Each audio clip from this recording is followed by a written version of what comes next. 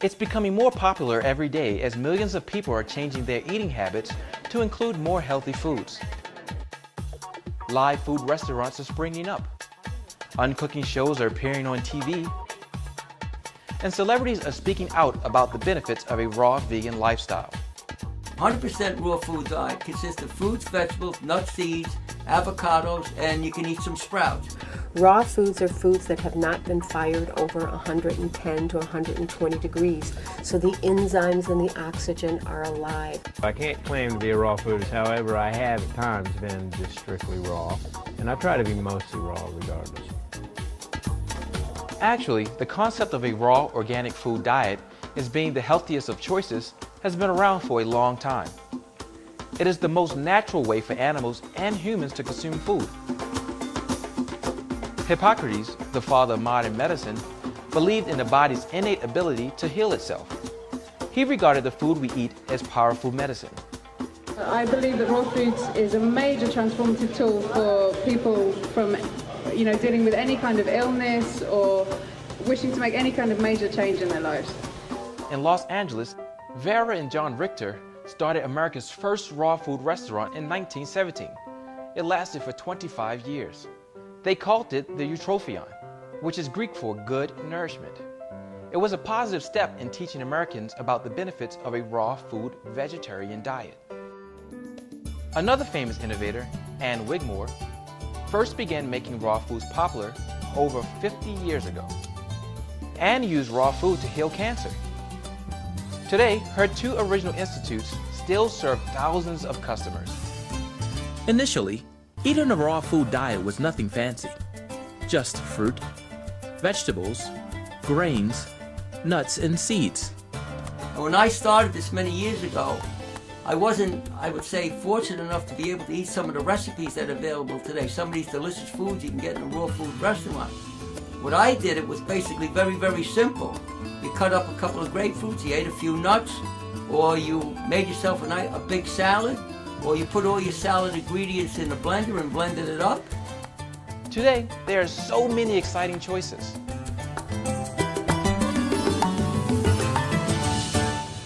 Hi, my name is Kurt Tyson, and I was diagnosed with type 1 diabetes. I was chosen out of hundreds of applicants to be one of 6 people to participate in a unique opportunity. For 30 days, we ate nothing but raw, live food and took supplements under the direction of Dr. Gabriel Cousens here at the Tree of Life. Since then, I have returned to the real world, and I'm excited to say that I have been diabetes-free for over a year and a half now. Currently, I am attending Southwest College of Naturopathic Medicine, where I'm studying to become a naturopathic doctor because I want to help people live healthier lifestyles. I'm so excited to be your guide for this video and share with you information that would assist you in living raw for life.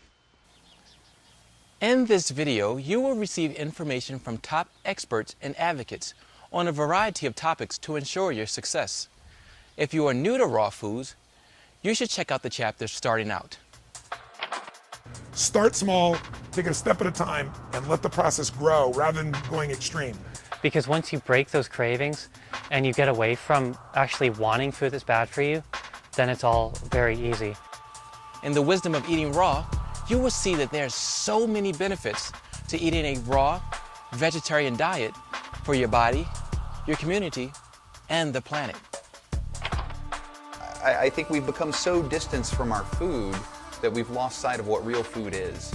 You know, we spend a lot of time on our education to learn about our cars, to learn about our occupations, but what about this, the most magnificent machine you'll ever be given?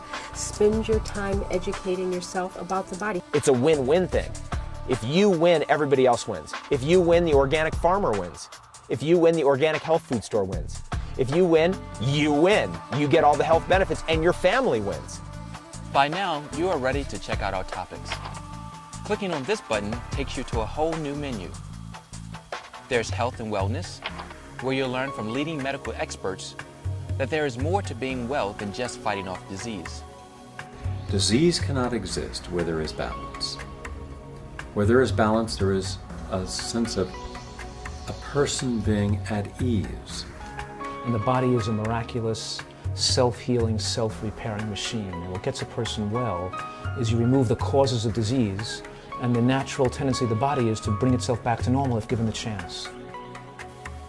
In Beating Diabetes, you'll hear how thousands of people are getting off their insulin by letting their body heal itself.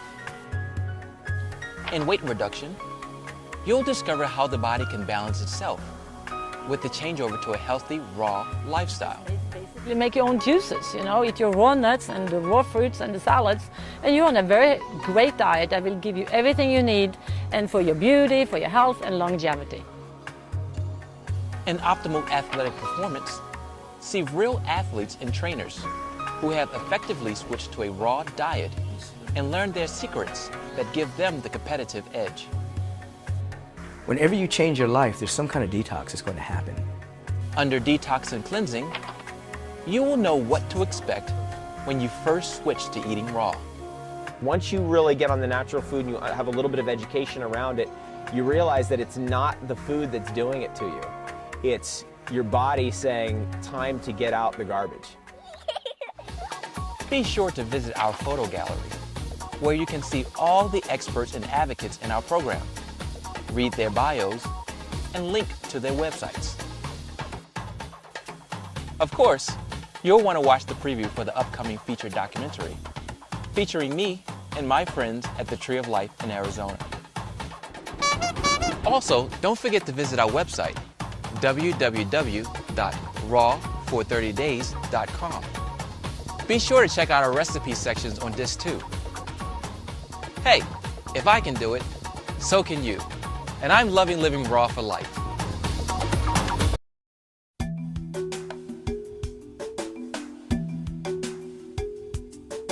I'm a clinical nutritionist in New York City. I've had a practice for 40 years. I've probably seen 25,000 people over the last 40 years. I've been eating 100% raw. I don't eat cooked food. What I encourage people to do is to eat, don't overdo anything, eat a variety of different foods. Try not to overeat. Try not to eat in between meals. I was eating, you know, the SAD diet, the standard American diet. I was eating as much steak as I could if I was lucky, you know. Anyway, I just noticed every time I'd eat a steak or a burger or something, I'd just want to go lay down on the couch after a while and, you know, get a nap or something. Which is one of the effects of food that people do like. They like to get narked from their food. I know I do. Get that pleasant feeling in your gut after, you know, Thanksgiving or whatever, and sit back on the couch. But as an energetic pursuit, I would say everything began for me where I just didn't want to have to go lay down, so I stopped eating red meat.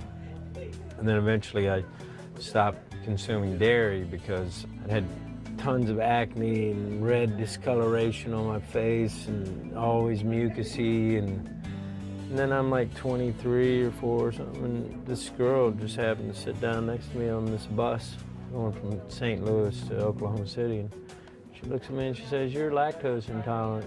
I said, "What?" She says, "You need to stop doing dairy, and all these symptoms you got, you know, which I just detailed, will go away." And I'm like, you know, I've been to all kinds of doctors and specialists who had told me they really didn't know what it was I was allergic to. Definitely something. And you're telling me it's dairy? Like milk does the body good, doesn't it? Well, anyway, I stopped. 3 days later, all those symptoms went away, never to return. And so that's how everything was kind of began naturally. My name is Enway Nakai, and I'm the owner and culinary designer of Taste of the Goddess Cafe in Los Angeles. I moved to Los Angeles about 4 years ago from Chicago, and it was when I was in Chicago that I decided to adopt a raw food diet. And I had been vegan for a very, very, very long time, probably since I was about 18 years old, eating a mostly cooked vegan diet. But I was sick a lot from eating a lot of tofu, a lot of seitan, a lot of meat substitute dishes. And I decided to eat salads and to drink fresh green juices for about a week. My digestion cleared up from eating just salads and fresh juices. And I then just kept doing that and kept doing that.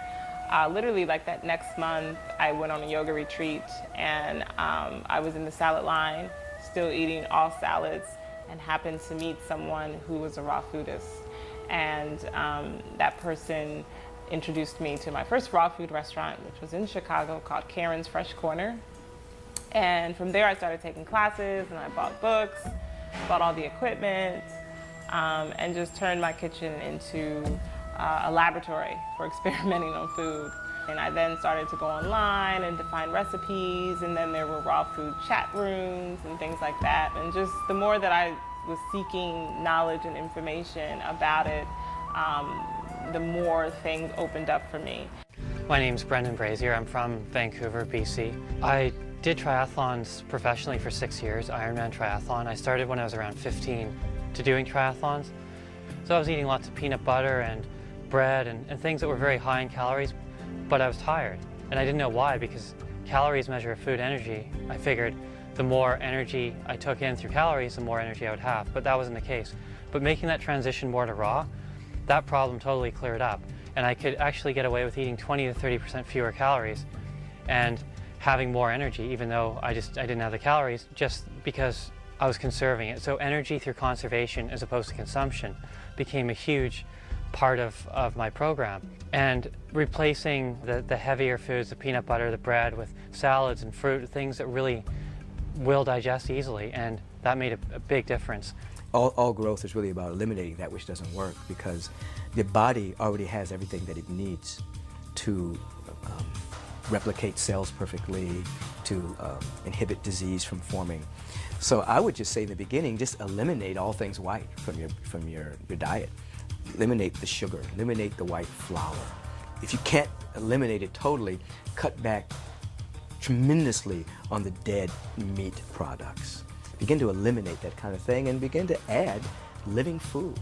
Begin to add live juices, good water that's alive into your body temple. And I think the results will begin to speak for themselves, because there will come a mental clarity. You know, people will come out of this haze that they think is normal, and a clarity will begin to descend upon them. And once you taste that clarity, you don't want to go back into the fog again. Most people aren't going to be complete raw fooders. I'm not a big promoter of that, because I think most people are all or nothing in that mindset. My view is start to bring these things to bear. Start small, take it a step at a time, and let the process grow rather than going extreme. Some people go extreme because they can or because they have to, because they're in a medical emergency. But most people, I think, have to be introduced, and they also have to see these foods are actually tasty and delicious. Wow. You know, if you think you're going to have to eat cardboard, and that's your idea of raw food, discipline only lasts so long. You're only going to do something that's painful so long. What gets people addicted, in a positive sense, is when they start to have their metabolism change and they start to taste this food and the flavors, and they get excited about it. What I've noticed just in the community here at Agape, as people begin to go through their transition diet and then ultimately add more raw, tremendous energy. They all report back to me the same thing. They have all this energy now, where they used to have that afternoon lag or needing to nap for long periods of time. That seems to dissolve. There's a lot of energy, and it lasts enough time where we know that it's not just a mental hypnotism, where it's like they've heard about it for so long that, oh, I'm going to have this energy, and then suddenly they have it and only lasts for a few days. We've noticed that people, they continue to have a tremendous amount of energy. Also, the mood swing that a lot of people have, and it's almost predictable. This seems to break the cycle of that downward spiral of their moods, and they're able to stay even for longer periods of time. One of the habits that it took me a long time to overcome was eating late at night. I come to realize that wasn't very good for us at all, because it could cause serious problems. So when you're eating a bad diet, you're eating late at night, you get up in the middle of the night and having a pastrami sandwich, then you're going to wonder why you have to sleep 13 hours a night. You're going to have 2 or 3 cups of coffee to be able to run on stimulated energy. When you eat small amounts of food, you're eating nutrient-dense food that's raw, you could probably get by on 2 or 3 hours sleep a night without no problem. Wake up fully refreshed. They got to somehow get people in their family or circle who are supportive, because otherwise it's really hard, I think, really hard. And just for me, to be more raw than cooked is generally about the people around me. You know, if I don't have someone, at least one person helping me, if you don't have that and you're like going home and there ain't one other person eating what you're eating, my God, that's tough. But you're gonna have to learn to love a salad and learn to make a good salad and some good salad dressing. One thing I have to say about raw food nutrition and living food nutrition is when it comes to food preparation, I'm completely retarded. I mean, I can't even make a salad. It's totally ridiculous. So, you know, I've just orientated myself to doing it with blenders and just blending everything and just drinking that. That's how I live. You've got to at least open yourself up to the possibility that you can do it. And then the universe will just say, hey, check this out. Look at this. You could have this. Anybody can go down to the local health food store and have them make a juice up for you. The innovative ability to create our reality by the way we speak and by our will is ultimately capable of doing anything. Just start doing something. Start taking those steps, and it doesn't matter how small they are in the beginning. It may take someone on a standard American diet, it may take a year to transition, it may take 2 years in some cases, but that's okay. Because once you break those cravings and you get away from actually wanting food that's bad for you, then it's all very easy. And another thing I always tell people is to don't be so extreme with it at first. When I first started eating raw, I was eating completely raw, and then sometimes I was eating cooked food. You know, it's just really important to kind of go with the flow and do what your body wants to do. And even now, I mean, there's some times that I may have some steamed brown rice, or I may steam vegetables, especially like in the winter times, or have warm soups or something like that. In the summer times, because it's hot, I eat mostly fruits. I don't really even eat salads, you know, and I drink a lot of coconut water and a lot of water. So, you know, a lot of people, they're always wondering, well, like, if you're eating just fruits, you're not getting your vegetables and that sort of thing. And what I always have to say to that is, I've been eating like this for 8 years, and I haven't been sick. I haven't had a headache, I haven't had a cold, I've never had the flu. So it's like I must be doing something right. Well, I think first you've got to see what's going to make you actually do this. And I think when people experience a change or transformation, there's a chemistry to that. There's elements that have to happen. The first thing is satiation. You know, if your favorite meal is prime rib and lobster and you eat it breakfast, lunch, and dinner, there's a point in which you get satiated. It's not enough anymore. It doesn't please you. And satiation makes people start looking for an alternative. That usually isn't enough to push them over the edge. Usually it takes for them to start to get a point where they really get frustrated, where it's not just satiated, but now I'm not getting rewarded. I keep eating this way, living this way, and I'm not happy about the outcome. Then people get to a threshold where it's like, okay, I'm done. You know, this is enough already, got to shift. And when that happens, that search becomes a hunger. They really look for a new answer in their life. And then when that happens, usually they get an insight. They start to say, oh my gosh, it's my diet, or oh my gosh, you know, I'm addicted to this food, or oh my gosh, my relationship's a reflection of how I do this. I go for comfort, and I never go through to what really matters. You know, I never face up to it. And that insight creates an opening where they have a chance to make a change. But what you have to do is at that moment, you got to take some action. If you don't, it's like the opening closes and you start all over, and you have to go through satiation and dissatisfaction and threshold all over again. So I say to people, grab the opening, grab the insight. You know, being dissatisfied is a great thing. It can produce drive in you. And when you're going to do it, find something that you know you can do in a lasting format. If you're an extremist and you really live extreme, then maybe it's go pure raw food and you'll love it because you're a new person. But if you're not that, if comfort is really important to you, then I'd start to explore what are some of those raw foods that I really like. I'm not forcing myself to do this, I'm really enjoying it. And I'd introduce 20%, 25% of those raw foods. Then the energy starts to take over. You start feeling better and you'll say, okay, what else can I add? And gradually, hopefully you get yourself to 50, 60, 70%. And when you get to that point, you may not be perfect, but damn, you have a lot of energy and you feel a vitality that you've never felt before in your life. And that is the positive addiction.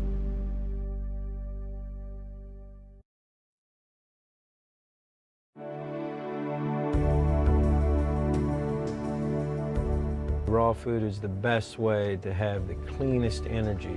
You know, it's like we take so much care about what kind of fuel we put in our car, what kind of oil, this, that, and the other. Like our car, we really care about sometimes more than the fuel that we're looking at putting in our bodies. It's cleaner burning fuel. A live food cuisine and lifestyle It's a powerful way to heal both yourself, the ecology of the planet, and the consciousness of the planet. The government has a lot to do with our beliefs, you know.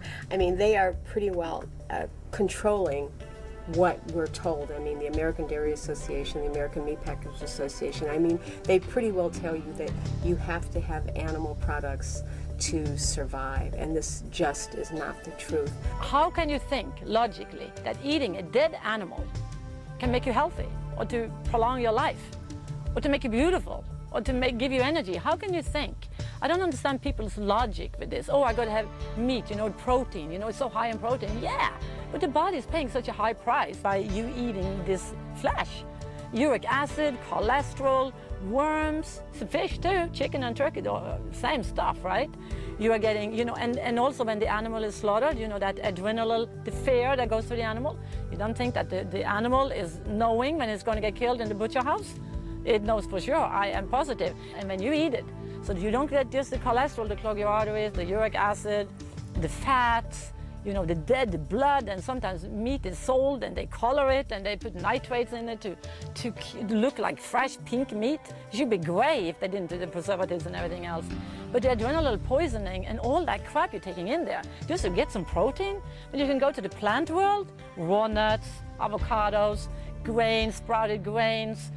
I truly believe that it's not a natural human instinct to eat dead flesh. It is a learned experience. If you were on a desert island and you hadn't eaten in weeks and weeks and weeks, and there was a dead cow floated up on the island and you had a bushel of apples, where do you think your instincts would take you? If we see a dying, sick animal, it isn't our response to pounce on it and eat it. It's to maybe take it to a vet, at the simple worst to step over it, but it isn't to pounce on it and eat it.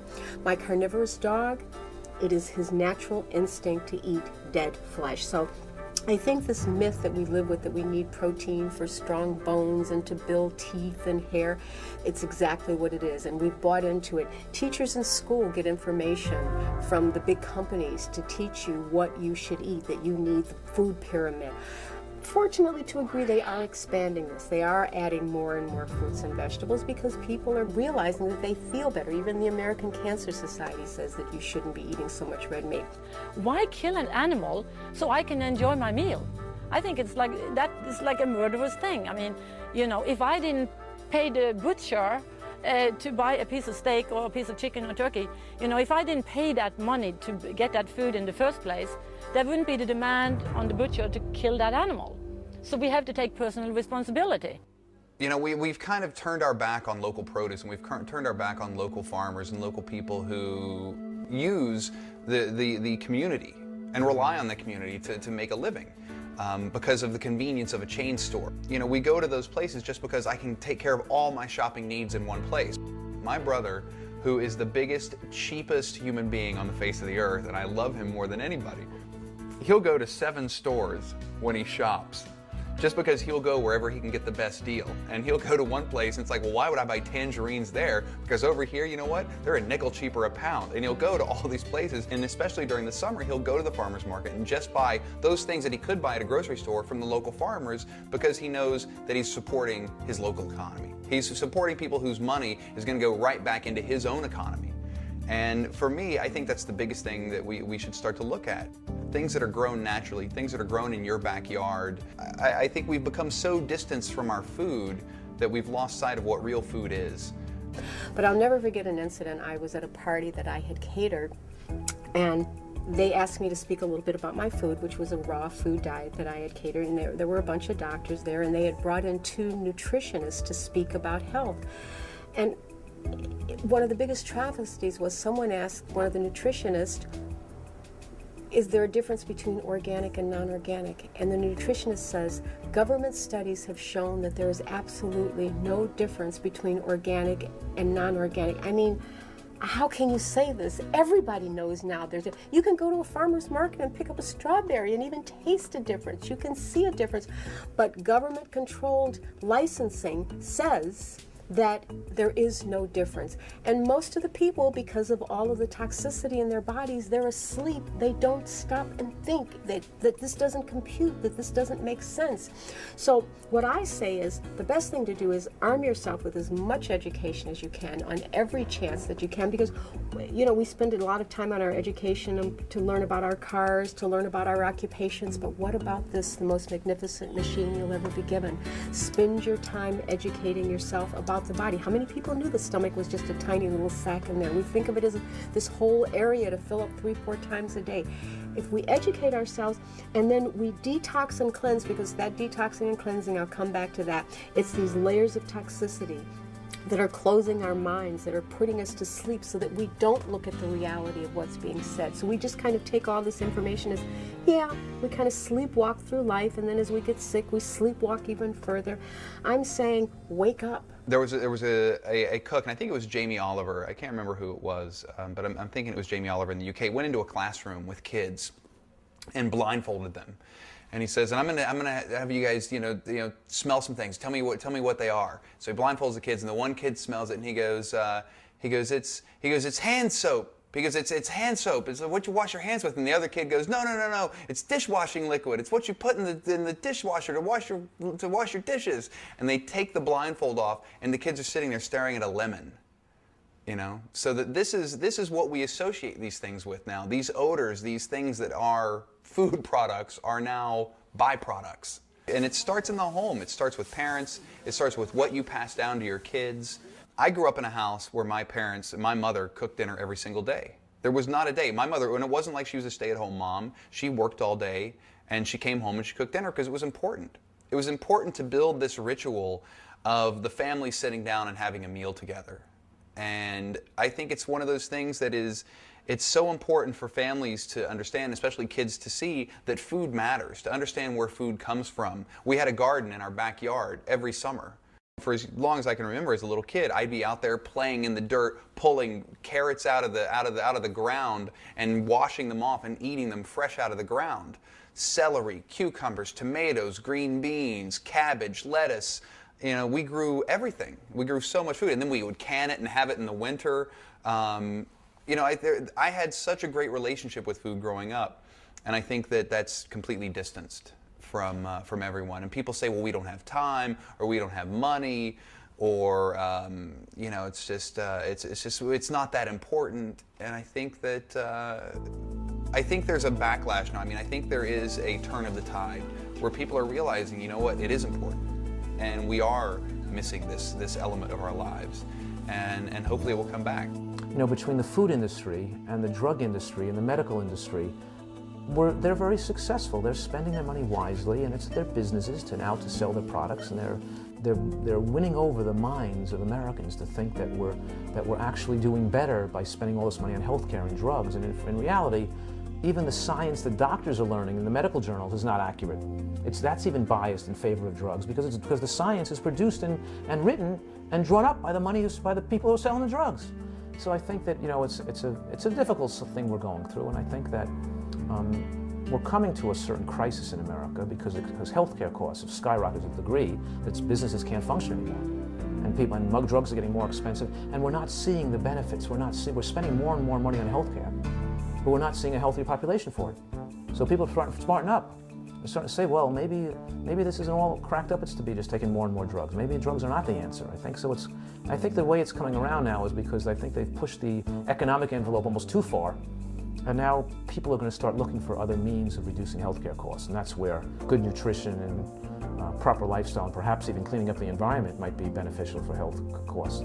There might be another economic factor fighting against this idea that drugging of America is the answer to our health problems. There might be another factor coming up. They might be coming to a conflict, and we might see more effort, more winning of people with nutrition and environmental concerns, and people actually looking to remove the cause of disease instead of just treating people after they fall off the cliff and land at the bottom and smash up their bodies. We cannot get around the inevitable. We have to actually look it right in the face. And looking that right in the face means we have to face the way that our whole civilization is utilizing food and our whole relationship to food. ultimately the relationship that we have with food is a spiritual one. And our relationship to food right now is spiritual. It's just not very much spirit in it. It's just how much is there. And right now we're at like 1%, where it could be 100%. All ancient cultures, especially the great Incan civilizations, Chinese civilizations, all had a very deep correlation with agriculture, spirituality, health, longevity, and beauty. These were all tied together. For whatever reason in our culture, it's all been broken apart. And we have to look at that directly in order to get to the bottom of this whole thing.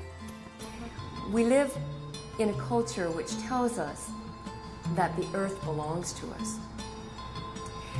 And when ownership is implied, and then the idea that we could do whatever we want and not have to even consider how would our actions impact the others, whether they be other animals, other plants, the water, the soil, the air. At first, it seems like this is a great privilege. Oh, the earth belongs to me, it is mine. But ultimately, it leads, of course, to degradation of human beings and the earth, as we're seeing more and more at this time of global crisis. I think we could all agree that we're at a global crisis. And I think there are perhaps 3 things that could be helpful in considering this global crisis. Number 1, there's a global crisis. Number 2, we're causing it, we meaning human beings. And number 3 could be most of us don't have a clue about number 1 or number 2. And the situation that we are finding ourselves in, and the rise of obesity and diabetes and cancer and depression and pharmaceutical drug use and recreational debilitating drug use and TV, which is another form of debilitating drug use. You could look at it as we're a culture of low self-esteem. The average person in our culture has low self-esteem. That is really the disease we're talking about, the disease of low self-esteem. Where this all begins is in our own heart. When in sports we used to say, does that team have heart? Are we playing against a team that has heart? Why don't we say, are we playing against a team that has mind, right? When we used to play tennis, does that person have the heart to win? The heart is where your soul is. That's where you have that ability to say, I am going for it. I am going to win no matter what. I'm going to make it happen no matter what. And in fact, it's not a win-loss thing.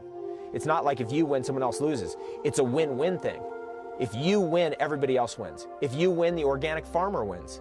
If you win, the organic health food store wins. If you win, you win. You get all the health benefits and your family wins. If you win, all the people around you, they win, all your friends. This is ultimately the greatest win-win-win strategy ever, is deciding inside ourselves that we're worth it and we can do it. Nobody wants to give up choices. Nobody wants to give up convenience. So making things convenient, knowing where you can get food that you enjoy like this, knowing how to have things that are on the run available to you so you don't get to that threshold where I gotta have something right now. That's how you get yourself where you have more balance. In the moment, it all comes down to what do you value most? I always say to people, nothing tastes as good as fit feels, as energetic feels. And if you get associated to that, then you start making new choices. How do we make that change? It's actually totally easy. It starts right in your backyard. It starts on your porch. It starts with your house plants. It gets back to loving plants, loving the soil, loving the earth, giving back something instead of just taking away. Ultimately, it starts at home. When you begin to eat in a way which connects you more to the earth and to your own self, which a raw food vegan diet does, you actually feel the effects of it right away in a positive way. You feel more alive. You feel more grateful. You begin to wake up to your own confidence. your own at-easeness. What could we eat that would cause the least harm to the earth and all earthly beings? That's our main criteria. Not what would make me most healthy, not even what tastes best, although those are secondary considerations. Our main consideration is not harming others. And so part of that is not over-consuming, no matter what, whether you're consuming lettuce beings or chicken beings, less is best. When you begin to be more connected, then you begin to feel that what you do actually matters, not only to your own health and well-being, but to the greater world around you. In the end, it's not just about raw food or about biodiesel, it's about a sustainable lifestyle. It's about waking up and saying, hey, is this work or does it not work? It's not about good or bad, it's what works and what doesn't work. And you know, the more that we do that, the more everyone does that, it's going to be a better world. It's going to be a happier world, and we're going to be leaving a much better world to our kids. There's a train going 1,000,000 miles an hour towards death, pain, fire, destruction, famine, greed, hate. And there's also another train that you can get on that's going another direction, towards love, laughter, happiness, joy, growth, beauty, longevity. It's a choice, and that choice is always available. You choose.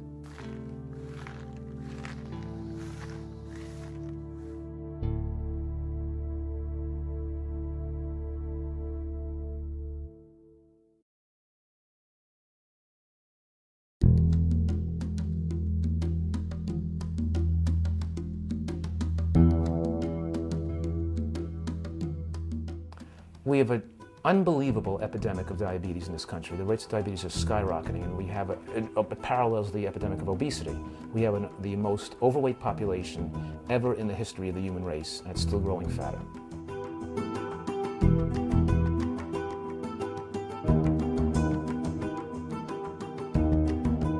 More people today are taking drugs than ever before. Type 2 diabetes has tripled in the last 10 years. That's a lifestyle disease.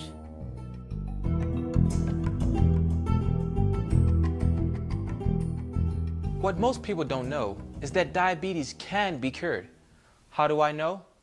I was diagnosed with type 1 diabetes. However, under the care of Dr. Gabriel Cousens, my life was totally transformed. Dr. Cousens had me eat only raw foods and take live supplements for 30 days. My glucose levels are normal, and I still do not need to take insulin. So what is diabetes? What are the causes, symptoms, and most importantly, the cure? This chapter addresses those issues and much more. Diabetes is a form of dysinsulinism, meaning that a person is either secreting adequate amounts of insulin, but the body is not able to utilize it, or the body is not secreting from the pancreas adequate amounts of insulin. In either case, the person's blood sugar becomes elevated and stays elevated, and therefore requires some form of intervention to lower it. Diabetes is caused by a combination of factors, but it's mostly caused by fat on the body, especially fat on the midsection, because abdominal fat represents fat that's stored internally in your tissues and around your organs. So fat blocks the absorption of insulin, and then your pancreas is asked to produce more insulin in response to the blockage effect, the blocking effect of all the extra fat in the body. And eventually the pancreas poops out over it can't produce so much insulin, and now it's not producing enough insulin for the body's needs. People got to realize that there are two forms of diabetes. The type that needs the insulin and the type that just is diabetic because they're heavy. Now the type that has diabetes because they're heavy actually is producing more insulin than the normal individual. In most cases of type 2 diabetes, the body is still producing sufficient amount of insulin for a thin person, but just not enough insulin for a fat person. And if the person loses weight, they can become non-diabetic, defined by the fact that they don't need any medication to keep their blood sugars in the normal range. What are the big causes of diabetes? High sugar, number one. 20 years after sugar is brought into any culture, there's an outbreak of diabetes. 2, meat and dairy in the diet. High animal fat is right up there, right behind sugar. 3, caffeine. 1 cup of coffee will increase your insulin resistance by 33%. Cigarettes do the same thing. They greatly increase your insulin resistance, which is a precursor to diabetes. Pesticides and herbicides and heavy metals tend to block the function of the insulin system and increase your insulin resistance. The symptoms of diabetes type 2 when they first come on is excessive urination or sweet urine. And that symptom is a clue as to what the cause of diabetes is. Excessive urination is an inability to hold onto minerals or an inability to utilize minerals. It's an illness that affects the pancreas, and one thing that we are not taught about the pancreas but is true is that the pancreas has the largest draw or pull for trace minerals of any organ or gland in our body. Then both type 1 and type 2, if they are throwing in a lot of carbohydrate and a lot of starch and a lot of high glycemic food into the bloodstream, you know, you're eating cakes and breads and pastas and things like that, either the body's going to have to produce a lot of insulin or you're going to have to inject a lot of insulin. You reduce that kind of carbohydrate or sugar load, your insulin requirement is going to go way down. That's the first thing. The second thing is the kind of food you eat is going to determine the sensitivity of the insulin, whether it is made by your body or whether you inject it. The problem with insulin, of course, is that insulin is an atherosclerotogenic agent. That means that insulin promotes the progression of atherosclerosis. And insulin increases their appetite and makes them eat more and makes them become more overweight and then become more diabetic and need more drugs and more insulin and more, you know. And the problem is not insulin deficiency, it's insulin resistance. The whole approach of using insulin to alleviate diabetic symptoms is a Band-Aid approach. And it's actually a dangerous approach because insulin is a synthetic chemical that is mimicking the body's natural insulin. And it's good. There's a lot of assumptions that go into this understanding that, hey, we're just using the same compound as your body produces. It's not the same compound because we're only talking about one aspect of the fabric of reality. And part of that fabric that flows one direction is chemistry. Part of the fabric that flows the other direction is the love, the overall symbiotic relationship of all the different chemicals in the body to each other, and all the difficult factors. So to put just one part of it in there, just that insulin, it's a Band-Aid approach, and eventually all the problems still show up anyway. And then there's insulin resistance develops, where the body starts to resist this unnatural form of insulin. And it's kind of just prolonging the inevitable. There's also a fact of nutritional imbalances and deficiencies that makes the pancreas not responsive. So there's a certain loss of function in the pancreas due to the lack of phytonutrients and the variety of the symphony of nutrients we need for normal tissue function. In other words, the cells don't function at full efficiency when you just supply them with some macronutrients. They need a full symphony of the full complement of the artistry of thousands of different discovered and undiscovered chemicals to maximize cellular function. Attempting to alleviate the symptoms of diabetes type 2 using pharmaceutical medications, mineral deficient food, non-absorbable supplements is moot. It's not going to work. We have to get right down to the cause of the problem, and the cause of the problem is the poor quality of food. Not just the way that it's raised, but the soil quality, the mineral density of the food when it reaches the market, the whole entire way that food is actually eaten. The processing of it, the heating, the roasting, and all those things are decreasing the mineral availability of what's there, and there's not much there to even begin with. We see so much money being spent on diabetes research, and we see so much money just being wasted in a lot of ways. You know, whether it's through research grants or it's through different drug plans, and especially when you look at groups like the American Diabetes Association, which continues to get money from people like Cadbury Schweppes or Pepsi or candy companies. You know, these are the people who are financing studies. You know, you have to ask yourself, whose best interests are being served?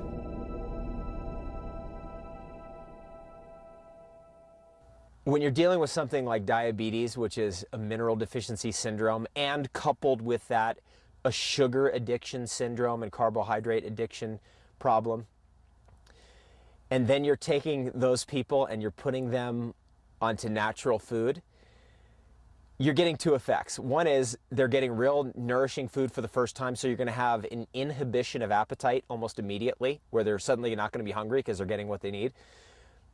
And then you're going to have a detoxification effect, which is the effect of pulling the plug out of the bathtub, a draining away of all the stuff. The good stuff is pushing out the bad, because once you really get on the natural food and you have a little bit of education around it, you realize that it's not the food that's doing it to you. It's your body saying, time to get out the garbage. A person that's a diabetic, exercise is critically important, because the amount of sugar you're going to spill is based on the calories you're taking in and the calories you're burning up in your daily activity. So if you're a diabetic, if you're eating blended salads and a lot of greens, you're not eating a lot of fruit, you're eating some nut pates, you're going to be burning up everything you're taking in. There isn't anything to be left over to spill sugar. That's the key. Years ago, before they had insulin, people that were diabetics, they starved them. Their blood sugar went down, but some of them died from starvation. So now we have the information available, especially with the greens, understanding that greens are secondary sunlight. They are, for an efficient person, they provide a lot of energy. You definitely can get into a healthy diet, be on a low-calorie diet, slow down your aging process, enable your body to restore itself, to restore its ability, so you will not be functioning like a type 2, like any kind of a diabetic. You just don't give individuals food that are going to make the blood sugar go up. You concentrate on protein foods, you eliminate a lot of the dietary fats, you increase a lot of the dietary fiber, you increase a lot of the vegetables, fruits in a little bit more moderation, and you're going to get dramatic results. Type 2 diabetes is very much related genetically. 85% of the people with type 2 have someone in their family who has a genetic tendency. And now we need to be very clear. Genetics load the gun. A culture of death lifestyle pulls the trigger. So we can't say, oh, it's my genetics. That's a cop-out. What we are saying is, if you lead a healthy lifestyle, you will upgrade your genetic expression so you will not get diabetes.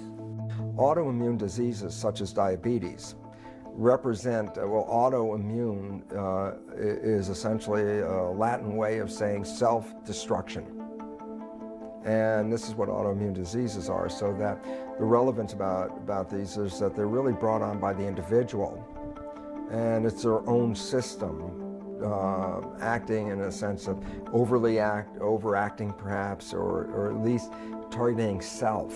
I know one woman in particular. She's been a type 1 diabetic for over 30 years. She follows the best diet I have ever seen. She's a raw fooder. She doesn't eat much in the way of fruit. She got her insulin all the way down, but she's never been successful in coming off her insulin. So everybody's a unique individual. Now, diabetes is a killer, but diabetes almost never comes alone. And the problem is, if you have a therapy for diabetes and you focus just on diabetes, you miss the larger picture. There is disharmony in the person.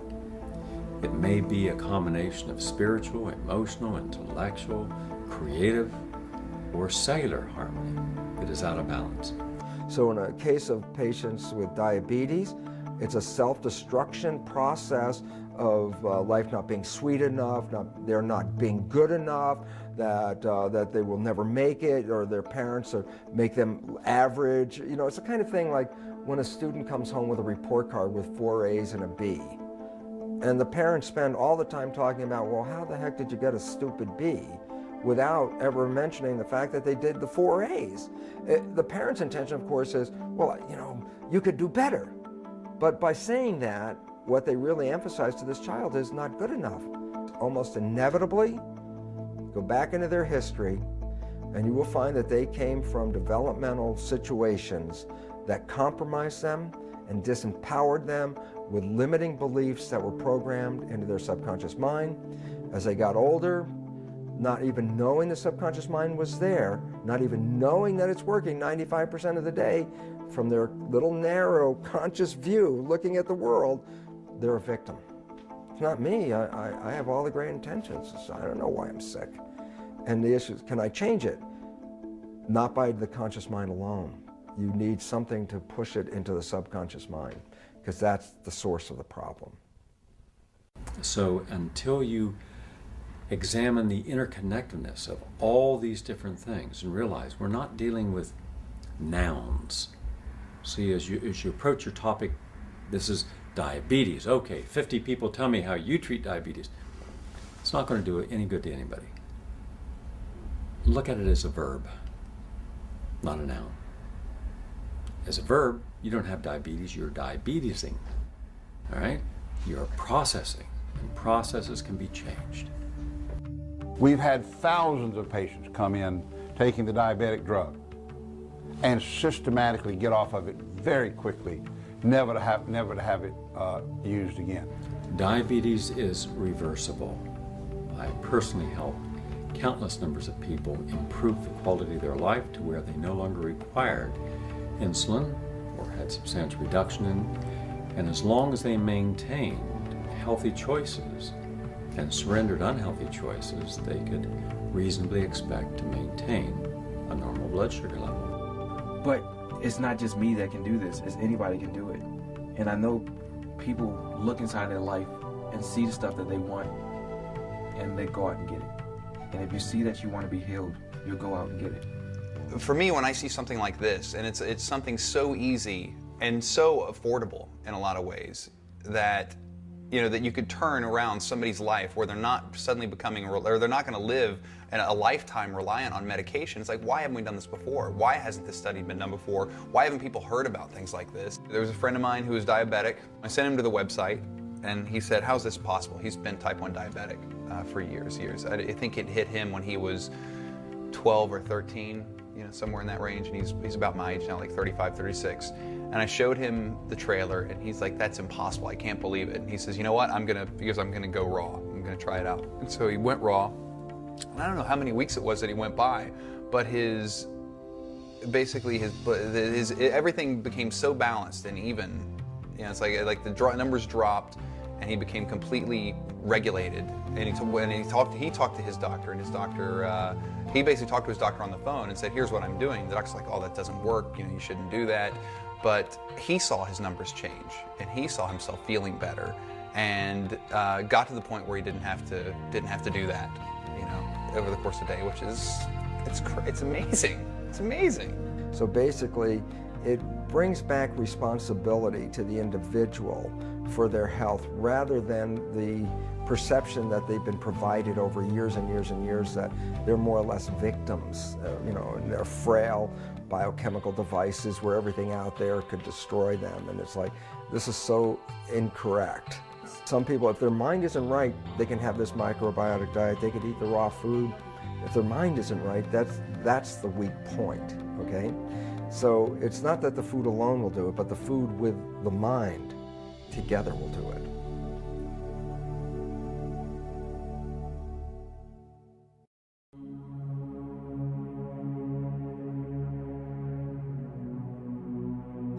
We've lived for so long where we kind of enjoy abusing our bodies. Why do we want to suddenly start taking the time to take care of it?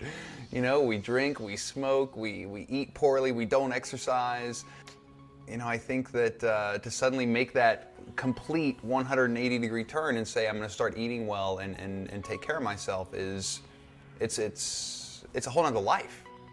The AMA, the whole medical institutions, I grew up in that world. Both my parents, both my mom and dad are medical doctors. Nobody knows that world better than me. I've been right in the middle of it my whole life. That's an outdated, antiquated model of reality. It's led us into the situation we have now. We have more cancer, more diabetes, more problems now than ever before. We have more pharmaceuticals, more doctors, more medical institutions, hospitals, etc. now than ever before.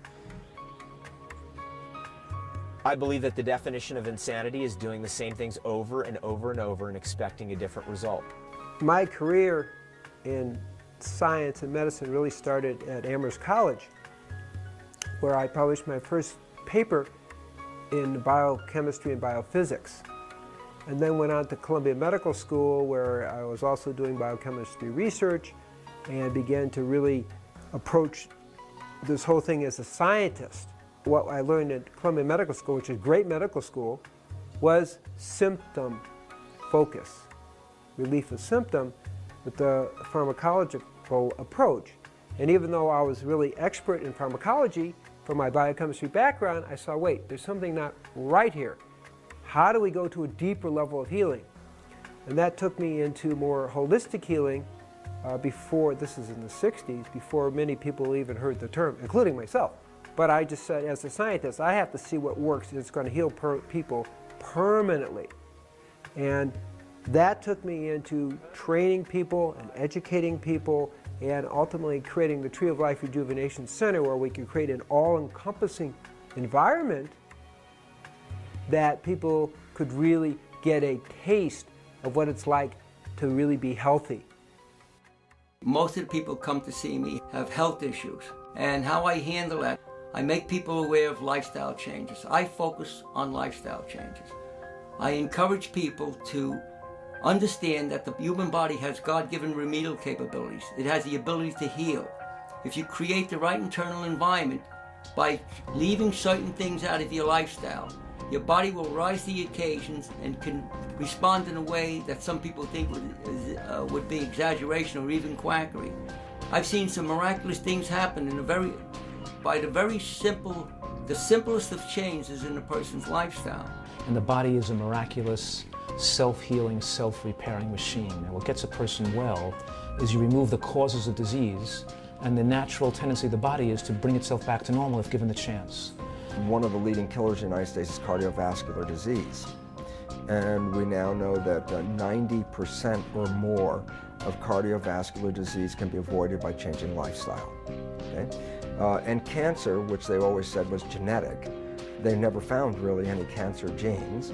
And the fact that it takes 10 to 15 genes, a coordination of 10 to 15 specific genes to kick a cancer off, the concept that this is a random probability is not very likely either.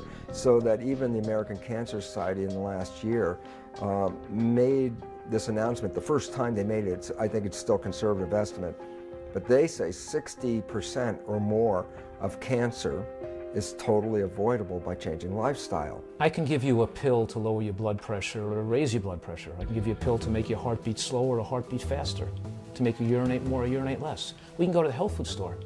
We can get an herbal product that can make your heart beat faster, make your heart beat slower, to make you tired, to wake you up or to put you to sleep.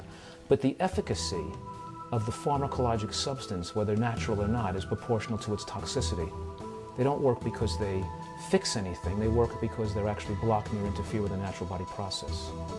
Very often, the symptoms of disease could be the body trying to repair, rejuvenate, and detoxify from the cause of disease, from the stresses on the body. One of the leading causes of our early death is eating food, any kind of food. And the reason is this, is that in the byproducts of digesting food are free radicals. And the free radicals are like the carbon monoxide that comes out the exhaust pipe of a car as a byproduct of the car running. As much as the carbon monoxide can kill us, the free radicals kill us. I had the opportunity to work as a staff physician for Nathan Pritikin. Nathan Pritikin, as you may know, houses patients and puts them on a very low-fat diet and strict exercise regimen. And I was working with him in 1976. And what was so dramatic, as far as I was concerned, was that very early in my learning and practicing of medicine, when I was working for Pritikin, I saw people get well. Traditionally trained physicians don't often see people get well. They often see them get better. In some areas, for instance, in orthopedics, you set the bone, it heals, and the patient is well. But when you're dealing with diseases, you don't see people get well. In fact, you go from one drug to another drug to a plethora of drugs to multiple drugs. And so people really don't get well if they're going up this scale of pharmaceutical intervention for symptoms of disease. Both at Pritikin and also here at Whitaker Wellness, we see people come off a drug, come off of a drug, come off of a drug, not because they have this philosophical rage against drugs, but simply because the reason for the drug has been eliminated. That would be wellness. So all of a sudden we're starting to see that these diseases that seem to be manifesting through the population, where we attributed them to genetics and biochemistry, really turn out to be all connected to lifestyle and how we respond to the stimuli of life. And by reprogramming that, we are empowered to change the biology as well. Early on in my life, I had a standard American diet, a very typical diet. I was very sickly. I was cloudy in my focus. I had terrible skin. I had PMS. I had the worst constipation on the planet, and I was miserable. Over the years, I gradually evolved, because I do believe that you don't necessarily go from A to Z overnight.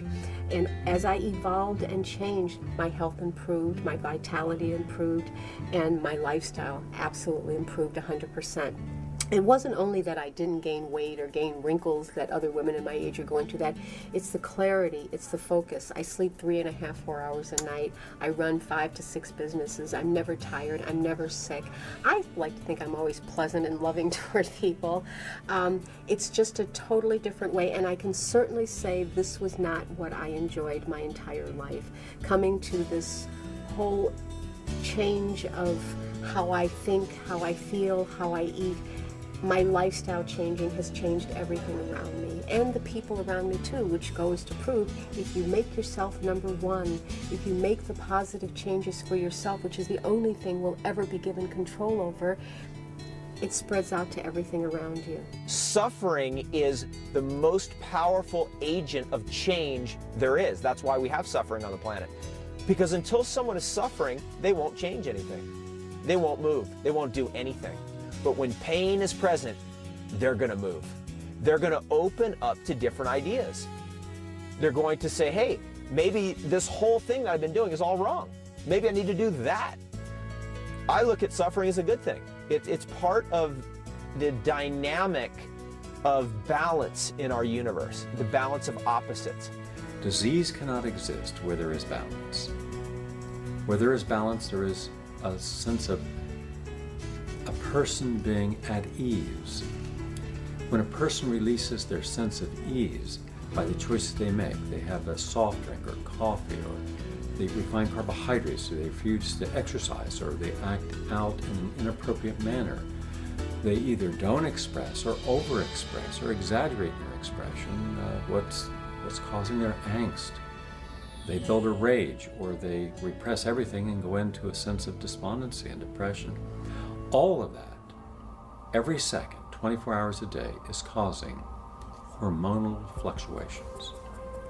And the hormone fluctuations directly leads to a person having then physiological changes in their blood chemistry and in their body. Every time you get stressed, cortisol goes up. When cortisol goes up, then insulin goes up. And so you have insulin, cortisol, and all these different biological markers cascading up or down depending upon whether you're in a good mood or a bad mood.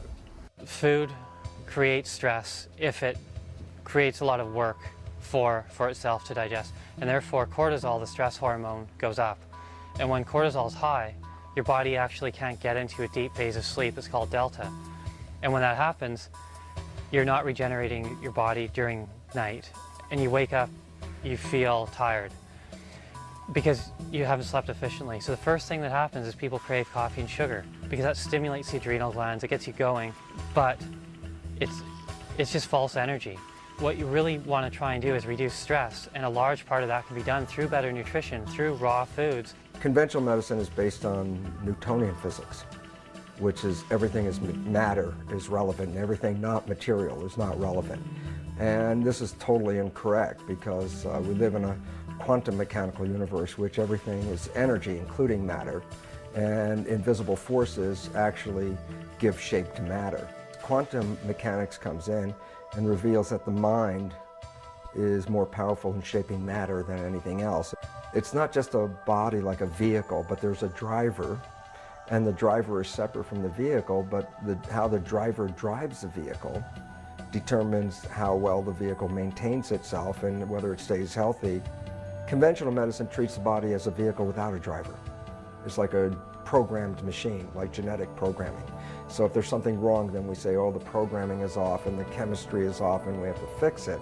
But they ignore the role of the mind of the driver, because the mind can change the genetic activity and rewrite the genes, and that's been left out of the equation. You put that back in, and we mix the energy and the matter back together again and make a whole out of it. So we're either going to choose to stay uninformed and a victim, in which case, help me. Is today Tuesday? Let me put on my merit badge. I'm in pain today. I suffer. Hand me a Twinkie. Or you'll say, enough of this. It's enough. I'm ready for my own life. Turn it on. I'm ready to be responsible for my own life. I'm ready to examine the consequence of each choice I make. And I'm going to look ahead and ask myself, everything in life is an exchange. Every single thing we do is an exchange of energy. So if today when I wake up, if I exchange that big, fat, laden cheeseburger or the bacon and sausages and the sugar-coated syrup, and if I exchange that instead for a nice, healthy protein drink with some berries in it and a good walk and a nice positive thought and affirmation for the day, then there's going to be an outcome that I'm going to be happy with. I've seen amazing results in people who turn to a raw foods diet or a partial raw foods diet. I've seen people overcome cancer, diabetes, heart disease, depression. I've seen people throw out their antidepressant drugs after doing raw foods for just 3 or 4 weeks. It's really that powerful. I mean, this is the medicine that your body craves. This is what balances your body. In your DNA, you have a blueprint for healing. All you have to do really is activate it. And to activate it, you need to wake it up with those signals from natural medicines. All those phytochemicals from plants, those go into your body, they circulate to your cells and tissues and organs, and they activate that healing potential from the inside out.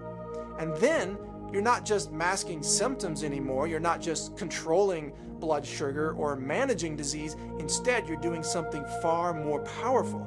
You're actually healing from the inside out. You're actually curing disease and preventing disease from ever spreading in your body again. That's the power of raw foods. You don't get that from cooked foods. You don't get that from pharmaceuticals. You only get that from nature. Living nature, live, raw foods gives you that kind of potential. We have the most overweight population ever in the history of the human race, and it's still growing fatter. Food addictions, refined sugar, saturated fats, fast foods, childhood obesity. Our society is in the midst of a serious health crisis that is out of control. People are dieting in record numbers, but the problem is growing worse. If raw foods can reverse diabetes, can they also work for weight loss? What we call addiction is someone has certain needs and they haven't found a better way to fulfill them. So I believe there are 6 human needs: a need for certainty, which is comfort, and food is an easy way to do that. So cigarettes, so's alcohol, so's drugs for some people, and it meets that need. Now you can get certainty by kind of control everybody, or you can do it by eating a certain food or taking a certain drug, or you can get certainty by your faith, or you can get certainty by accomplishing things. There's lots of ways to do it. Some are destructive, some are more proactive or empowering. We need uncertainty. We need variety. And a lot of times people think about eating raw foods and they go, well, there's only so much I can eat, you know? Well, when you look at what most people eat, it's pretty habitual, you know? But we want that change in flavors in our mouth, that change of state that comes that food can provide. You know, we have a need to feel significant, unique, important. So some people are like cheese connoisseurs, or a certain form of alcohol. You know, they know everything about every wine. So we're meeting an emotional need, not just a physical one. We have a need for connection and love. And if we feel alone and separate, going out and smoking that cigarette or going out and eat that food is like a way to connect and give yourself a little reward. And then we all need to grow, we all need to contribute, but those needs are usually the last looked at by people. So being able to find a better way to meet those needs is the way to do it. You never get rid of something, you always replace it. If you try to just stop doing something, it won't last. As I say, discipline never lasts, fulfillment does. So if you can find another way to be fulfilled, like now you have more energy from this, or now you feel free of something, or now you have a pride that you took control of your life and you took yourself to another level, those things can now move you in a direction that has a lasting impact. Americans eat a diet where 51% of calories come from processed foods with no micronutrients in them, no phytochemicals, no antioxidants. Another 40% of the American diet is animal products, which don't contain vitamin E and C and K and folate and bioflavonoids and lignans, and they don't contain those antioxidants and phytochemicals that we know are necessary for human nutrition. So I'm saying here is that a bagel is just like a piece of chicken. It's the same thing.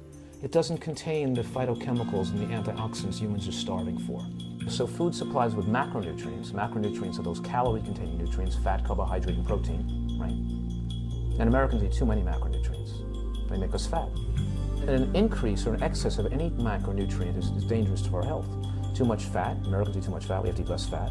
Americans eat too much carbohydrate, we have to eat less carbohydrate. And Americans eat too much protein, we have to eat less protein. We have to eat less of all three macronutrients. But we have to eat more of micronutrients in the process. When your diet is deficient in micronutrients, it makes you want to eat more macronutrients. In other words, when you're not meeting your macronutrient needs, you have to overeat, and it creates food addictions. And you actually feel ill if you're not constantly putting food in your mouth every hour or two. So you don't meet your micronutrient needs, you have to overeat, you have to be overweight. I mean, whatever someone's going to eat, I always say to them, you know, if you're going to have a concentrated food, or whether it's a protein or whether it's a carbohydrate, have a big salad, you know, have some vegetables, have something that's alive, ideally, as the start of that process, because it starts to fill you up, and you start, you know, not feeling so, you get satiated on good things instead of satiated on bad things. Food is a very addictive substance, but keep in mind that the addictiveness has to do with the buildup of toxicity in your tissues. That if cells don't meet their nutrient needs, they build up toxins. If we take in calories without nutrients, without sufficient micronutrients, toxins build up in the cells. We utilize these nutrients to process calories. We stop eating for a few hours. It's when you're not digesting food is the time when the body can do most effectively repair and detoxify and remove the extra things, the excesses it doesn't need. So that's when we feel ill, when the digestion stops, because feeling ill is mobilizing a lot of these toxic waste products for removal. People don't like feeling ill. The word addiction means that if you try to stop doing something that's harmful, you get discomfort, so humans don't want to feel uncomfortable, so they have a tendency to want to keep doing the same habits that caused the problem to begin with. We all know that those comfort foods we go for under stress. And most people are under stress because their idea of how life's supposed to be doesn't match their current life. And when that stress happens, we got three choices. Blame something. You know, blame our environment, blame some person, blame ourselves, and blame doesn't change anything. Or you got to make a change in that environment. You got to change your life conditions or change your mindset. That's not an easy thing to do. It's much easier to do when you got people around you that support you. But people every day go out and their friends or family make fun of them and go, that's, you know, so-and-so's food. And at the same time, people still see the difference in them and then they start to get hooked. One very impressive weight reduction story is that of Angela Stokes, who is a living testimony of the power of a raw vegan diet. And she is so happy that she made a change to eating raw food. Remember, if you really want to make a positive change in your lifestyle for the better, you can do it. Basically, my story with raw foods is that I lost about 160 pounds from eating this way. I used to weigh nearly 300 pounds. I was morbidly obese. I was in the category of people who are more or less killing themselves from the way they're eating. This was taken maybe 5 or 6 years ago, something like that. This was at the point when I was kind of nearly 300 pounds. And this is an after photo. This is also the after. I can remember walking down the street and going from like McDonald's into Burger King, into McDonald's, you know, just constant. Thousands upon thousands of calories a day, and primarily processed starches and refined sugars. So this was May 2002, when my whole life completely changed. I was living in Iceland, and my best friend was my homeopath. And she could see how closed I was, that I was not interested in discussing anything to do with health with anybody else. But she could also see that I was very ill and that I needed help. So she saw that it needed an indirect approach, and she said to me one day, "Would you like to borrow a book?" And I said, "Yeah, sure, okay." And she gave me a stack of books And one of them, hidden in there, was the Raw family by the Butenkos. So the Butenkos are a Russian family who live here in the States, and they are amazing. They're a family, a whole family that went raw and cured themselves of all kinds of conditions. So we're talking about juvenile diabetes, arrhythmia, obesity, asthma, all kinds of things, and they completely transform their lives. And this book is their testimony of what happened for them. So I started to read this book, and I couldn't stop. I just, for some reason, on that night, in that moment, this book just spoke to me, and it was like my message. And I knew that from that point, there was no going back. I read the whole book in one go, and I just felt like this is my answer. I had never had any interest in diets or slimming pills or anything like that. And then I read this book, and it was like, there's nothing to question. You know, why would I not do this? There's nothing for me to lose in doing this except all this weight. I had huge wrangles in my head that night, I can tell you. Like, trying to convince the part in me that was completely addicted to junk food that this was a good idea. That wasn't an easy battle to win, but the next day I did it. I went 100% raw vegan overnight after reading that book. From being the person who literally could not walk past a McDonald's. That's who I used to be. And then I went 100% raw vegan. And that's a pretty crazy thing to do when you're in that kind of position. And it's not something that I recommend for other people to do, if you're coming from that kind of background that I was. Because the detox is phenomenal. And everyone thought I'd gone crazy. My jaw was just in chronic pain from chewing so much, because I'd always been eating all of these like sloppy foods that required no chewing, and suddenly there I was, you know, grazing on nuts. But it worked. That was the important thing. I started to see the changes, and so did everybody else around me. It was almost as if you could see the weight burning off me in the beginning. It was phenomenal. When it comes to weight loss, I just want to say that because a lot of people are so involved with keeping skinny and keeping the weight down and going on a million diets. Forget about diets. If you do this, the raw vegan diet, organic vegan diet, you will never have to worry about weight. Because before, when I was into cooked food and meats and everything else, I was always on a diet, always. Now I got to eat food. I got to make sure every day I get enough avocados and bananas and raw nuts so I can keep the weight on. You know, I don't want to get too gaunt and too skinny because then people think I'm not healthy. So it's so easy to get thin. You eat the raw foods and you watch your salt intake. I do think a lot of you know, people who are into raw vegan, they go to a lot of restaurants and there's a lot of high salt foods. But control that. Just basically make your own juices, you know, eat your raw nuts and the raw fruits and the salads, and you're on a very great diet that will give you everything you need, and for your beauty, for your health and longevity. By its very nature, living food diet, raw food diet, at least 80%, will naturally bring you to your optimal weight. I'm the same weight as when I graduated high school. It's a pretty optimal weight, and it has not varied since I've been on live food since 1983. If you're way overweight, you will lose weight down to your natural weight.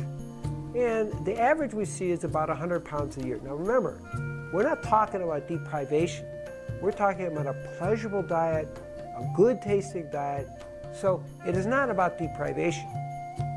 Okay, it is just the natural way to eat and live that naturally brings you to that. Why do you lose weight? Because you can eat half as much and get all the nutrition that you need. We see obese people become thin, and thin people become strong. And why this is when you nourish the human body, it has an inherent sense to regulate and balance itself. When people are thin to begin with because they highly metabolize food, they may be athletes, they may be under a lot of pressure or stress, we certainly greatly encourage weightlifting exercises to them. Additionally, when people are losing weight, it's not aerobics that burn fat most, it is weightlifting that burns fat most. Not to say that both groups shouldn't weightlift and both groups shouldn't do aerobic exercise, because to be healthy, that is a big part of being healthy. It's not all food. You know, when people say we are what we eat, I would say we are what we metabolize. You know, we either going to break this down and we're going to be able to use it, or we have to eliminate it. And if you're not using it and you're eliminating, that's wasted energy. Everybody has some things you're going to consume that obviously have to go through that process. But more alive foods give you a greater concentration of what your body can use with a lot less energy to be able to break it down. And that difference, it's physical. You can feel it.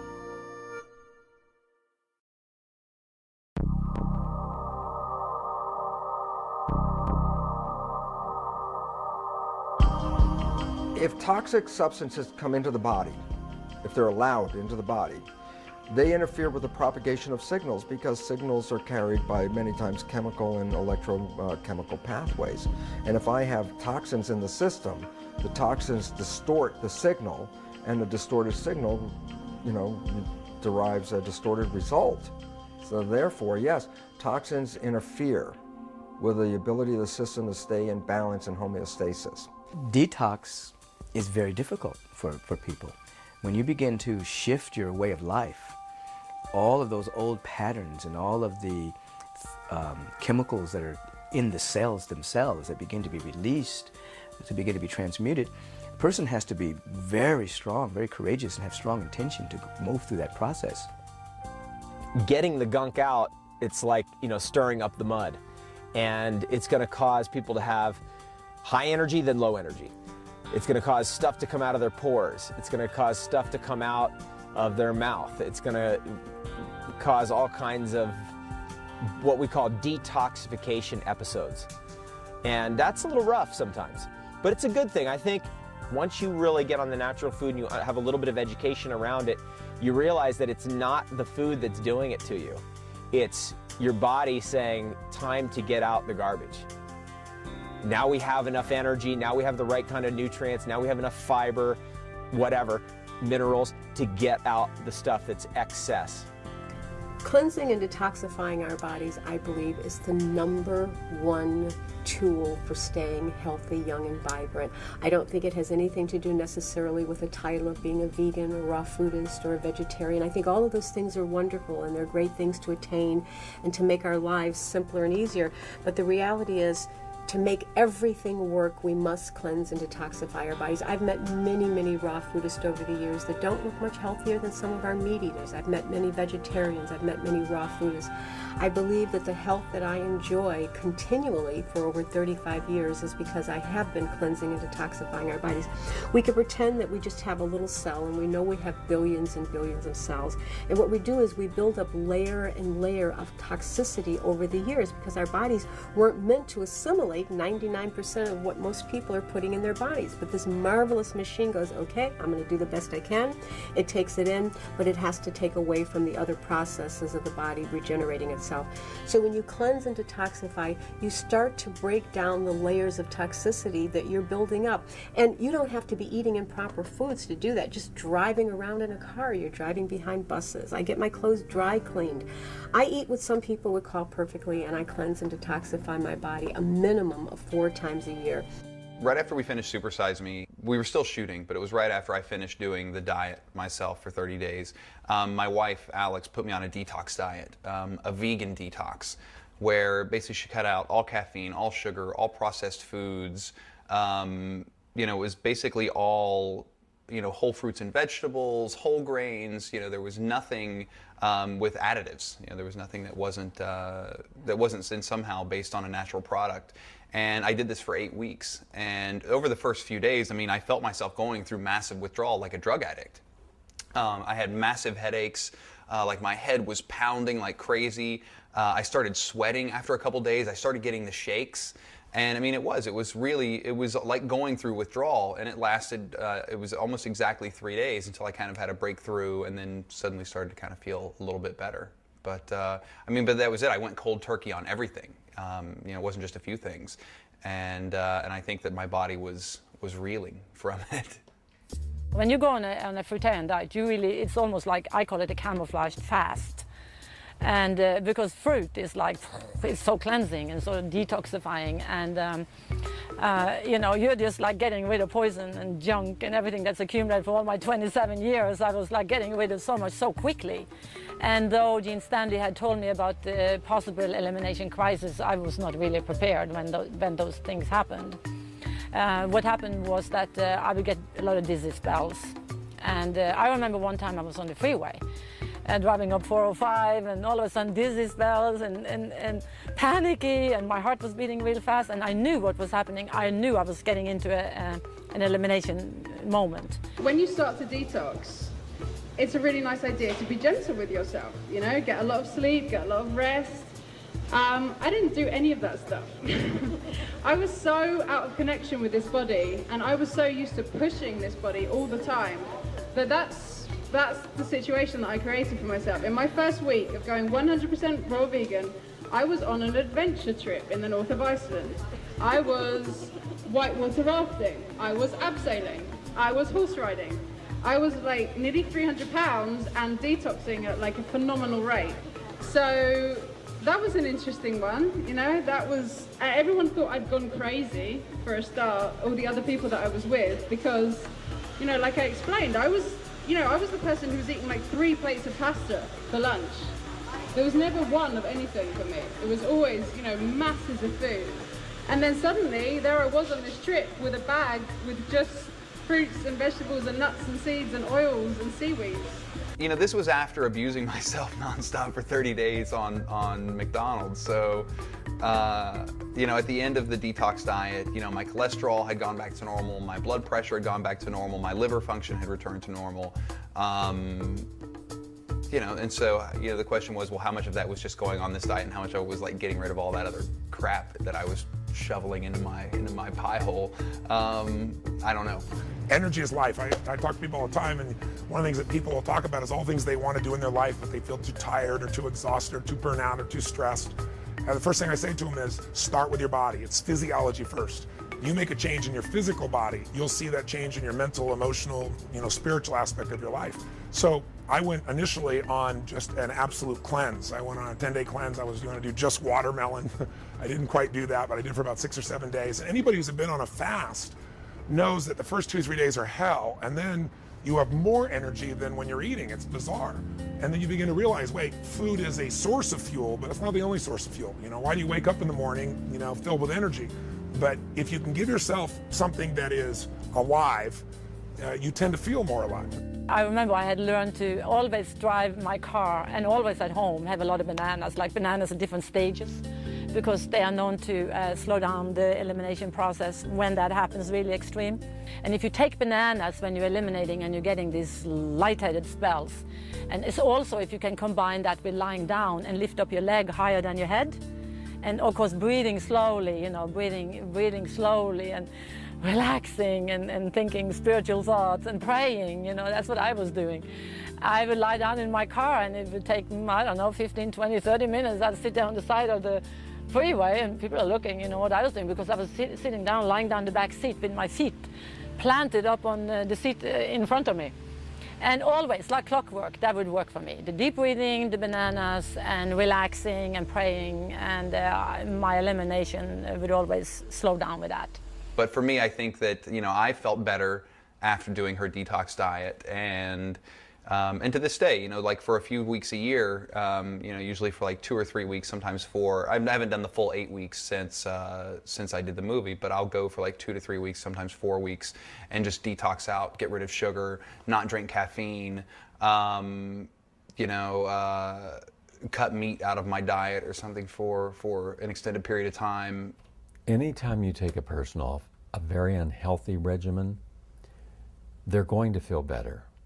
For 4 or 5 days, through the detoxing and rebalancing process, they will go through mood swings and energy swings, blood sugar swings. Their whole biochemistry is shifting.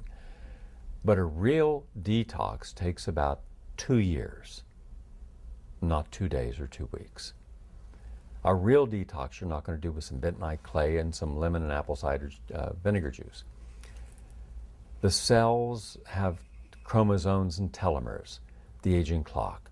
When those cells have been damaged, everything speeds up. You're speeding up your aging clock. It's repairing the damage to the DNA that is necessary to reverse the disease process. Because our bodies are in a self-regenerating mode. We have a God force flowing through all of us of healing. If you cut your finger and you do nothing to it, doesn't it heal up? The entire body was designed to do that. And all of your challenges, from diabetes to cancer to Crohn's disease, these are just the body screaming, I have too much toxicity. I need a way to show you to make a change. Unfortunately, in our world, we're taught to compartmentalize the body and work on specific areas with a lot of chemicals. Well, I certainly would never tell anybody to not go to a doctor or not to do something that's comfortable for them. What I do stress is educate yourself and try detoxifying. I've been interviewed many times over the years, and they always say to me, how do you know this is true, Karen? Well, I don't have any type of scientific background, and my general answer is try it. Try it for 1 week. Cause and effect. There's no way it can't work. There's no way. You can give me a million scientific reasons of why it may not work, but if you do it, the body is designed to work. It's designed to regenerate itself. This is what we're meant to do. Whenever you change your life, there's some kind of detox that's going to happen. We have strong coping mechanisms, defense mechanisms, compulsive behaviors that we've developed to make it through life. And when you change your life, all of those are challenged. You think those are your friends. When in fact, maybe years ago they were your friends to help you make it through a particular time in your life, but now they hinder the process. And it's not hard to figure out that a watermelon and a steak are going to break down with a little different impact on your body. Now, I'm not saying go eat watermelon only, but if the more you can put yourself in a position where you're taking in 70%, let's say, water content foods, alive foods, you're going to feel that effect at 2 levels. Your body will start to cleanse because it has energy. It's not being used up because we use so much energy up just in digestion. Food's supposed to digest in 3 or 4 hours, and for many people it's digesting 7 or 8 hours because we so overload the system. And we don't just overload it with the amount of food, but we'll overload it with coffees and soda pops and all these other drinks that the body's got to figure out how to deal with. So common sense says, if you want to be alive, eat live foods. I'm a big proponent of cleansing the body, detoxifying, and I don't believe that there is only one method. I believe there are many roads to the top of the mountain. It's finding what resonates for you. So people say to me all the time, well, which one is the best one, Karen? Is yours the best? Is this one the best? Is that one the best? You know the best one? The one you'll do. The one that resonates with you, the one that you'll do, and the one where the person teaching is resonating with what you need to learn for yourself.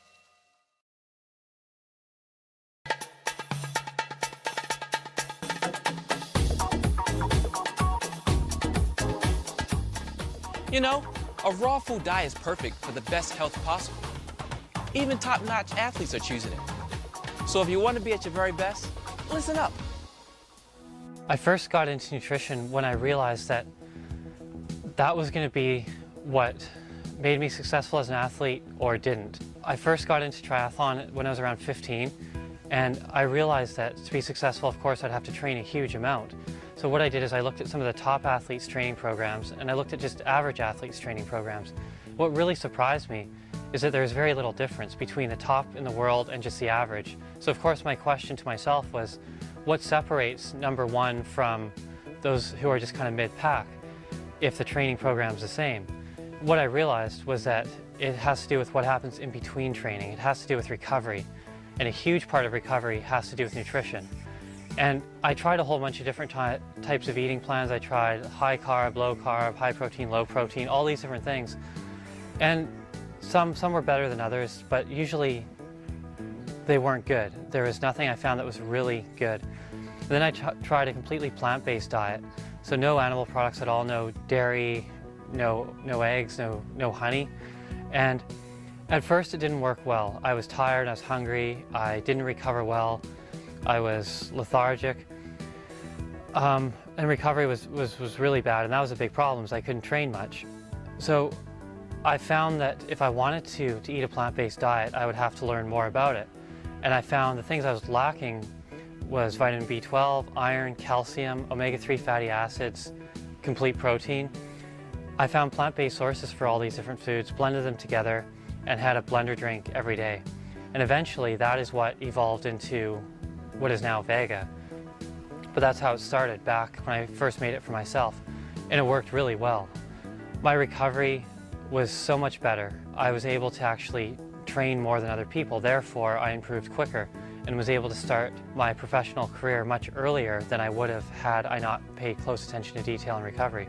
And that was really the only thing that separated me from other athletes who I improved faster than. It's not more talent, it's not anything other than different nutrition program. The reason my recovery was faster than other people's, faster than my competition, was because I was eating lots of raw food. And the thing with raw food is that it digests so much more easily. It's got digestive enzymes, and therefore I didn't have to expend the energy to digest it.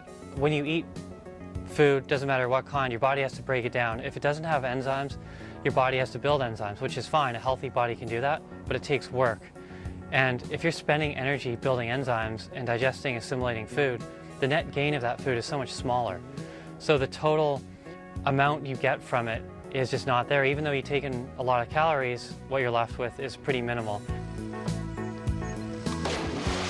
With nutrition, you gain energy, so you find out how you can dive better or perform better. I'm interested in raw foods, and I've been taking them for some time. I've started with vitamins and minerals, and raw foods is where it comes from. So I got into raw foods as much as I could. My wife and I, when we got married, we got started with carrot juice. We started drinking carrot juice. From there, we found out that we could take raw vegetables and mix them all together, as well as carrot juice and with the carrot juice, and we drank that. It was regular for us, and we gave it to our kids. And our kids have all grown up healthy. I found that many of the divers, as they grew older, they racked up all kinds of problems. And a good many of the divers have had knee replacements, hip replacements, back surgery, heart surgery. I've had none of those. And with good nutrition, you not only live longer, but you perform better with the nutrition that you take. My name is Victor Kanda, and I've been raw for 4 years. I do mixed martial art, and it's been an incredible changes for me. My health, physically, mentally, and spiritually, I have to say. What I am getting from the raw food is my stamina. Level of stamina is actually excellent. I would say that it's 70% better from the time being raw. The raw has been absolutely awesome in many different areas. Like I injury less. I do a lot of Brazilian Jiu-Jitsu, a lot of mixed martial art, and I train, 4 or 5, even 6 times a week, running on the beach, bicycle, and a lot of sparring, tournaments. And I can see that with people who are half my age. I'm 44, people who have been training 20, 21 years old, and they injure more often than me. Actually, I almost had no injury, training more than they are training.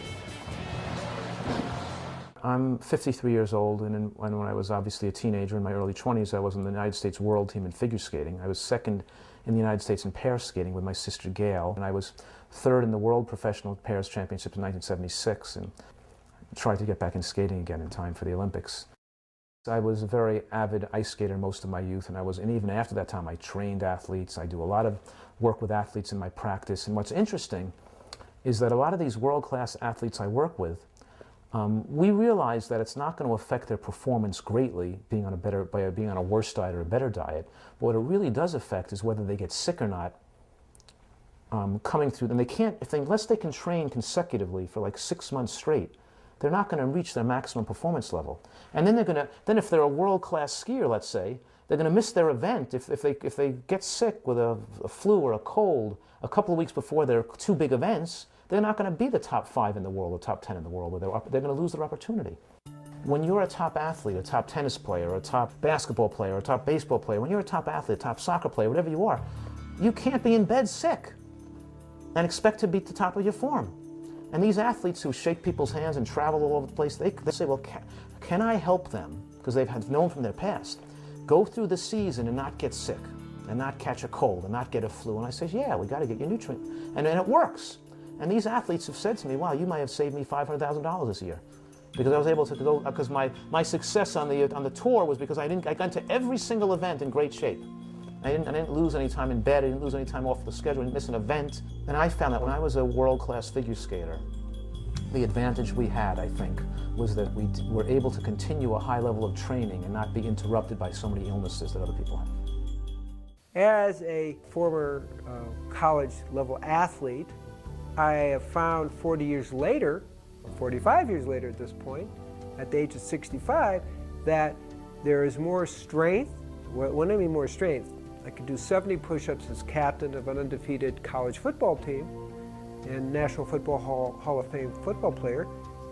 And now at age of 60, I could do 601, and the endurance has increased way beyond what I had in my 20s. The flexibilities, I could barely get my hands to my knees when I was 20, and now I can put my hands on the floor.